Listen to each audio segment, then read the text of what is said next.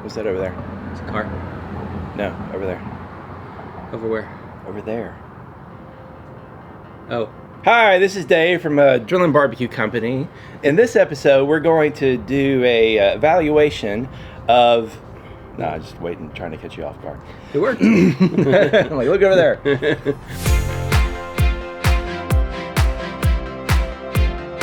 Hey everybody, this is Dave from Drilling Barbecue Company, and this is Baby Back Maniac. Hey guys. We did a video, what was it, 2 weeks ago? Yep. Regarding the snake method versus the Slow N Sear, and it was an efficiency test on how those two cookers compare, just duration of the cook, how long an equal amount of charcoal will last using the snake method versus the Slow N Sear. We got a lot of questions based on our testing procedures and why we didn't do certain things, and we thought today we would address those questions and give you all of the, just transparency on why we did what we did and why we didn't do the things that we didn't do. Yeah, absolutely. So I've got a list of the commonly asked questions that we got over and over again. I thought we'd just work through them. All right. And see what we think here. Okay, so one of the questions we got a lot was, why did we make the video so short? If we're doing the scientific test, why was it only, a few minutes long instead of showing everything? Because science is boring. Yeah. I mean, at the end of the day, it was either, could we have ever shown enough? It's like watching paint dry. We were literally watching charcoal burn. We weren't even watching the charcoal. We were watching kettles burn charcoal for 16 and a half hours. It was very boring. It really was. So we were trying to hit the high notes and make it a more interesting to watch video. Now, it is true we could have covered some of the things that came out in the questions. Right. But it would have been needless detail that was not important to the test, and we're going to cover that, Sure. probably in the next few questions. Yeah, so this one of the questions we got a lot was, what was the little machine in the front? So the little machine in the front was a thermostatic controller. Basically, you put, it has a temperature probe you put in the pit. It monitors the temperature in the pit, and then it has a fan, and the fan blows air into the pit to maintain a constant temperature. Now, we had people come back and say, a snake runs constant temperature, you don't need that, this is a bad test because of that. We've had people say, the Slow N Sear doesn't need it, why did you use it? And the fact is, yes, both methods work great at maintaining even temperatures. We acknowledge that.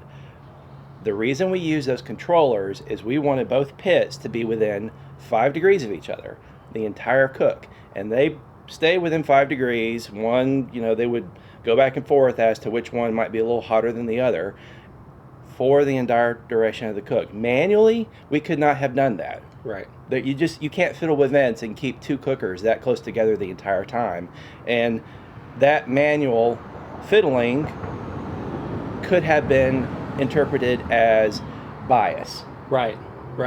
And you'll find, as we continue this conversation, there was a lot of things we did to make this as even as possible. The whole point was to eliminate variables as much as possible.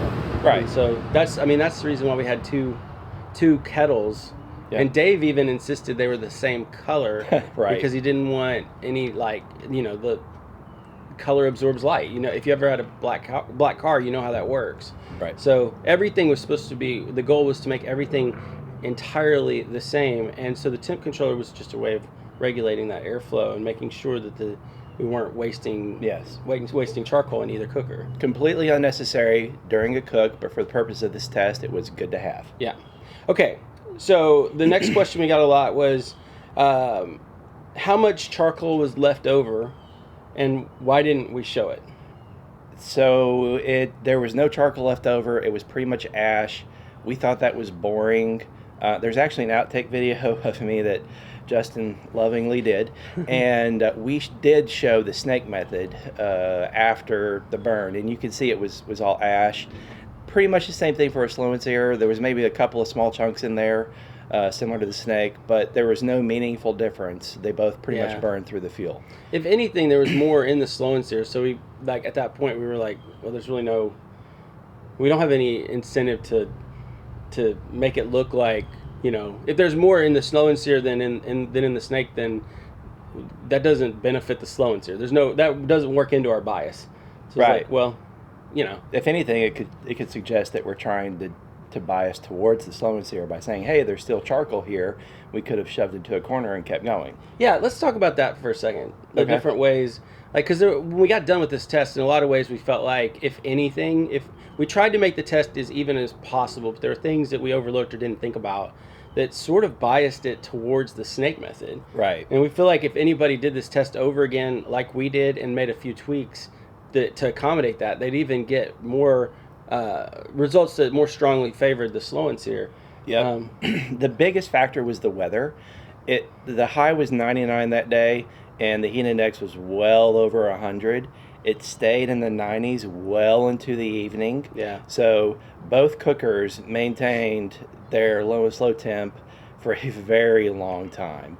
When the snake method finally died out, it was 3 something in the morning. It was 75 degrees. And it stayed 75 degrees for the next 4 hours until the sun came up. Right. So they were competing when the temperatures were hot, Right. and the kettles didn't have to work hard to maintain temp. And then the Slow N Sear had to go it alone when it was much cooler. Right. So that 22% efficiency, if it had been a standard temperature the entire time, that number would have been higher. Right. Right. So we welcome you to a shot. to give this a shot, because we think your results will be better than what we got. Right. Okay, so another question, and this goes back to some of the stuff we were talking about before. Why didn't we use food? Why didn't we have water? Why didn't we make it more real life? Because a lot of people felt like this was like a scientific study, like a test tube study, and it didn't apply to real life. So the thing about water is a heat sink, and you have to evaporate the water as part of the cook. There is no way to make sure that the snake method and the Slow N Sear were evaporating the same amount of water at the same rate. The type of water pan you use in the snake method, where you place it, makes a big difference in how that water evaporates, whereas the Slow N Sear is very consistent. We just decided to take the water out of the equation so that it was a dry cook and just showed how long each method can maintain a temperature. The results we did would be completely relatable to a water cook as long as you had a consistent steam rate. But Yeah. you're not going to get consistent steam on the snake method, because every day is a different day, depending on the pan you use, how much water you put in the pan, and the proximity of the charcoal to the pan. The Slow N Sear takes all those variables out. Right. Same thing with the meat. I mean, even if we had found like 2 pork butts that were exactly the same size, the internal of the meat, some The of makeup, them, right. Yeah, some of them are gonna have more connective tissue. Some of them are gonna have more fat. Some's gonna have more protein. Some's gonna have more water. And One might have a bone. Yeah, exactly. I mean, we probably would have gotten boneless or bone in. Right, but the size of the fat cap, the amount of connective tissue, how much water's in each one, those are variables, and we just decided to take those out. We know both methods can cook a great pork butt. That was not the purpose of the test. Yeah, that's really what it came down to. Again, was eliminating variables and making sure we were comparing apples to apples each time. And the more variables you have in, the less similar the tests are. Yep. And so we would have gotten a lot of feedback on that as well if we'd have done it that way. So, there's a lot of real life tests. A lot of people use the Slow N Sear with food. They know what it's like. Mm-hmm. Like, not a lot of people have just sat down and really measured how efficient it is compared to other methods. So that was our goal. Okay, so then another question we got is why we used a 2x2 snake. So Babyback Maniac did some research and found the most popular video on YouTube on the snake method, and we used 2x2 because they did. But the real answer is it didn't matter. The thermostatic controller was driving the temperature, not the snake method, or the surface area of the charcoal, like a 1x2 or a 2x2 or 2x3 or what have you. And the more briquettes you have lined together going around, the hotter it'll burn. Yeah. We didn't need to worry about that because we had the thermostat controller. So 2x2, 1x2, 3x3, whatever, doesn't matter. Right. Right. So that's why. Okay, so how did you get 16 hours? And how do we get a 16-hour burn time when like a lot of people say I usually got 10 or I get 8. I always get like between 8.5, 9, 9.5, depending on the weather. Because it was 99 degrees with a heat index in the low 100s, neither kettle was having to work very hard for a large portion of the cook. It's as simple as that. Yeah. But truthfully, you can get more than 8 hours on a single load of regular Kingsford Blue Bag using the Slow N Sear in 32 degree weather. I've tested it repeatedly. So if you're not getting 8 hours, your temperatures are either well below 32 degrees ambient, or you're not using as much charcoal as you think you are, you're using used charcoal, or there's some other factor. Reach out to us, talk to us, and let's help you improve that. Right. He's hit on this a little bit, but none of the energy was going into cooking the meat. There was no meat in the cooker, so that gives you. That's a very good point. No water to steam, no meat to heat up, so that makes a big difference too. It does. It really does. So one more question, or sentiment we heard quite a bit was how can the product that goes in the grill cost more than the grill itself? So we get that a lot, and it's totally understandable. The Slow N Sear is made out of much better material in your grill and in much lower quantities. So we don't have the economy of scale that you have with the grill. But what we really want you to consider is that a kettle is from $75 to $150 entry level. And you add the price of the Slow N Sear, you're at $225 to $275, somewhere in there, $200 to $275. At that price point, you can smoke, sear, bake, roast, and you can do it as well or better than other cookers on the market that cost 3, 4, 5, 10 times as much. So we're driving a value proposition. The product itself, because of the quantity we make it in and what it does for you, is totally worth the price of entry. And just look at our customer reviews. Yeah, it's great quality. It's a great deal. That's pretty much the end of the questions we've got. Is there any other thoughts you have before we shut this baby down? There is one more. This wasn't a question, this was a comment. Somebody made the observation, they did some math and said we saved 40 cents on charcoal. And first off, we questioned that. Yeah. Because that sounded like a Labor Day sale. Yeah, that's like best case scenario. Right. Perfect world environment. You're only buying charcoal. Right. Like when it's on sale for Labor Day, which, by the way, Kingsford goes on sale every grilling type holiday, and so you should take advantage of that. You should totally take advantage of it. Yep. The other thing is, this was an efficiency test. Sure. We've already talked about why we feel that the real world results would be more than 22%. It's really the value proposition. You can smoke, sear, you can bake, you can roast. It's more efficient. The indirect zone is larger than what you get with the snake method.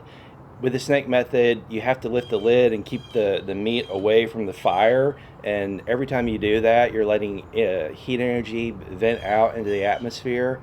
So real world, the Slow N Sear is much more betterer than the snake method, aside from just that 22%. And that's what we want people to think about, not the 40 cents or the $1.50 they're going to save each cook using the Slow N Sear versus the snake method. Well, and okay, even if you just want to fixate on the money, how many times have you used the Slow N Sear this year? 200? Well, yeah, I cook with it almost every day. Yeah, right. I think most people do. Most of our customers cook at least once a week, many of them 2 to 3 times. Okay, so that's somewhere between 50 and 150 times a year. Right. I mean, that it still adds up. Right. I mean, even if it doesn't pay for itself in a year, it will the next, or... And it's going to last at least 10 because that's our warranty. But it does so much more than that. It's so much more than just... We just compared one aspect, and like Dave said, it does it all. Yep. So it really... I mean, do you have to have one for your kettle? No. There were kettles around for 70 years before the Slow N Sear came along. But you also don't have to have a kettle. Dig a hole in the ground. Yeah. There's very few people, though, that... Throw a couple of sticks in there. Light a fire. ...have started using the Slow N Sear regularly who don't use it all the time. Like I can't count the number of times I've heard someone say, it never leaves my kettle. Right. I never thought I needed it, and now it never leaves my kettle. Yep. So... It's a great product. Yep. So, we mentioned in the video these same reasons why we feel the Slow N Sear is better than the snake method and worth the value. it's not just about that 22%. There's more than that. This was just one episode. Yeah. I think we covered everything, right? Yeah. So this was episode 1. We have more tests we're going to do. In fact, we're getting ready to shoot another video today. We loved getting these questions and comments. We hope that you do it again on this video that we're getting ready to release, hopefully tomorrow. Actually, I shouldn't say tomorrow because we don't know when this video is going to run. So YouTube time. So we have a video coming out soon after this one that's going to be pretty cool. But anyway, thanks for joining us. Please watch the next one. Comment, subscribe, let us know what you think. Ask your questions. We'll have another recap. This has been a lot of fun. And remember, we didn't invent the kettle. We perfected it. Thanks for watching.